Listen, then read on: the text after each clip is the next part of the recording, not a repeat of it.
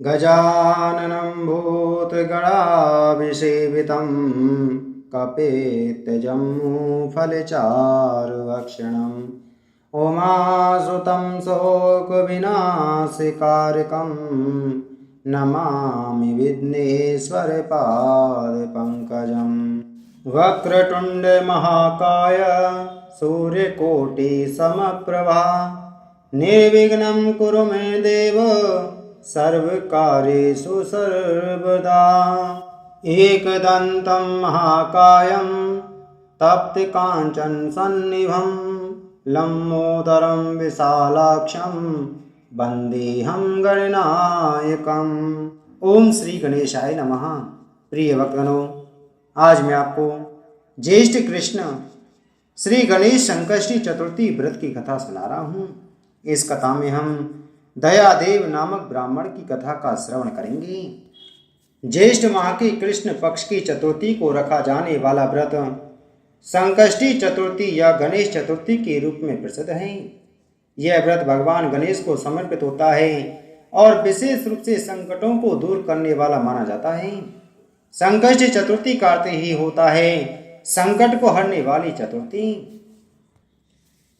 पार्वती जी ने पूछा कि हे पुत्र, ज्येष्ठ मास की चतुर्थी का किस प्रकार पूजन करना चाहिए? इस महीने के गणेश जी का क्या नाम है? भोजन के रूप में कौन सा पदार्थ ग्रहण करना चाहिए? इसकी विधि का आप संक्षेप में वर्णन कीजिए। गणेश जी ने कहा, हे माता, ज्येष्ठ कृष्ण चतुर्थी सौभाग्य एवं पति प्रदायनी है। इस दिन आपको मूषक रथा नामक गणेश जी की पूजा भक्ति पूर्वक करनी चाहिए। इस दिन घी निर्मित भोज्य पदार्थ अर्थात हलवा, लड्डू, पूड़ी आदि बनाकर गणेश जी को अर्पित करें। ब्राह्मण भोजन के पश्चात स्वयं भोजन करें। हे पार्वती माता, इसके पश्चात मैं पूर्वकालीन इतिहास का वर्णन कर रहा हूँ। गणेश पूजन और व्रत की विधि जो पुराण में वर्णित है उसे सुनिए। सतयुग में 100 यज्ञ करने वाले एक पृथु नामक राजा हुए। उनके राज्यांतर्गत दयादेव नामक एक ब्राह्मण रहते थे। वेदों में निष्णात उसके 4 पुत्र थे। पिता ने अपने पुत्रों का विवाह गृहसूत्र के वैदिक विधान से कर दिया। उन 4 बहुओं में बड़ी बहू अपनी सास से कहने लगी, हे सासू जी, मैं बचपन से ही संकट नाशक गणेश चतुर्थी का व्रत करती आई हूँ। मैंने पितृगृह में भी इस शुभदायक व्रत को किया है। अतः हे कल्याणी, आप मुझे यहाँ व्रतानुष्ठान करने, व्रत रहने की अनुमति प्रदान करें। पुत्र वधू की बात सुनकर उसके ससुर ने कहा, हे बहू, तुम सभी बहुओं में श्रेष्ठ और बड़ी हो।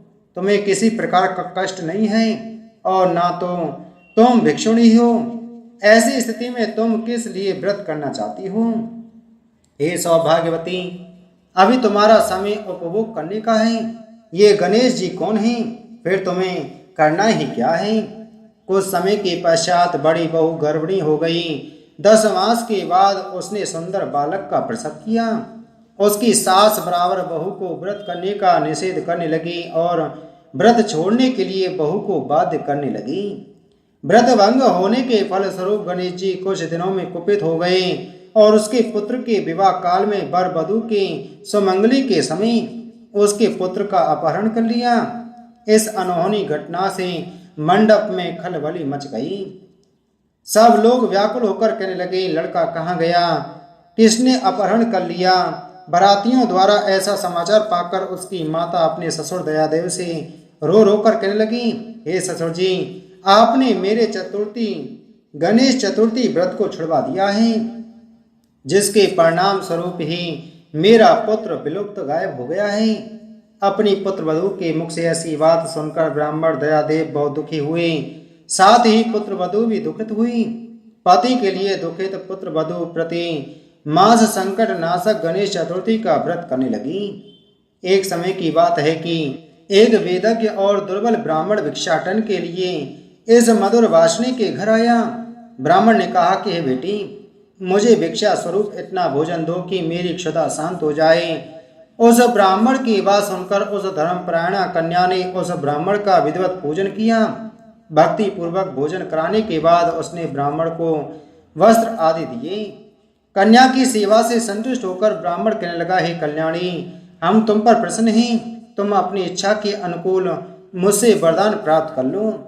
मैं ब्राह्मण वेशधारी गणेश हूँ। मैं तुम्हारी प्रीति के कारण आया हूँ। ब्राह्मण की बात सुनकर कन्या हाथ जोड़कर निवेदन करने लगी, हे विघ्नेश्वर, यदि आप प्रसन्न हैं तो मुझे मेरे पति के दर्शन करा दीजिए। कन्या की बात सुनकर गणेश जी ने उससे कहा कि हे सुंदर विचार वाली, जो तुम चाहती हो वही होगा। तुम्हारा पति शीघ्र ही आवेगा। कन्या को इस प्रकार का वरदान देकर गणेश जी वहीं अंतर्निहित हो गई। उसी समय की बात है कि सोम शर्मा नामक ब्राह्मण एक वन में से उस द्विज बालक को नगर में ले आई। अपने पौत्र को देखकर दयादेव नामक ब्राह्मण बहुत प्रसन्न हुए। बालक की माता की हर्ष की तो सीमा ही न रही थी।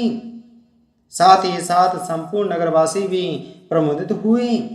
बालक की माता ने पुत्र को छाती से लगा लिया और कहने लगी कि गणेश जी के प्रसाद से ही मैंने खोए हुए पुत्र को प्राप्त किया है।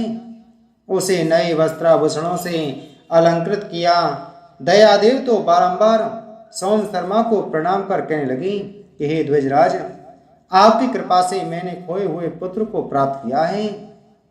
खोया हुआ बालक घर में आ गया। सोम शर्मा को सुस्वादु भोजन कराकर धोती दुपट्टा से विभूषित करके गोदान दिया।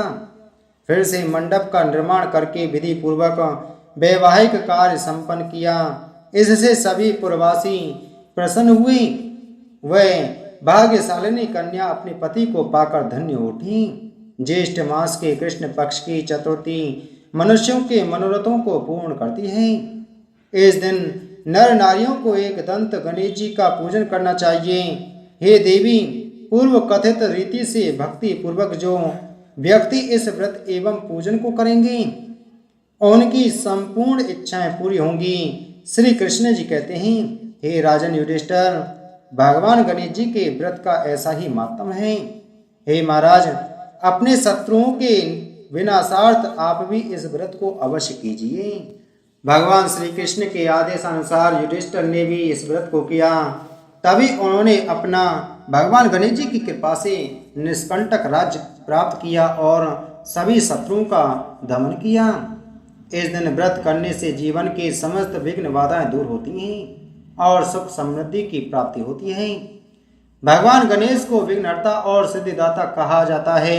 अतः इस दिन का व्रत करके व्यक्ति को कार्यों में सफलता मिलती है। इस दिन विशेष रूप से चंद्रोदय के समय व्रत खोला जाता है। गणेश जी और चंद्रदेव दोनों की पूजा की जाती है। ये कथा के अनुसार गणेश जी ने इस दिन संकटों से देवताओं और ऋषियों की रक्षा की थी। तभी यह व्रत विघ्नों के नाश हेतु किया जाने लगा। इसलिए सभी मनुष्यों को भक्ति पूर्वक भगवान गणेश जी की श्रद्धा पूर्वक पूजा करनी चाहिए और संकष्टी चतुर्थी का व्रत करना चाहिए। इस व्रत के करने से समस्त प्रकार की मनोकामनाएं पूर्ण होती हैं और सभी दुखों का अंत होता है।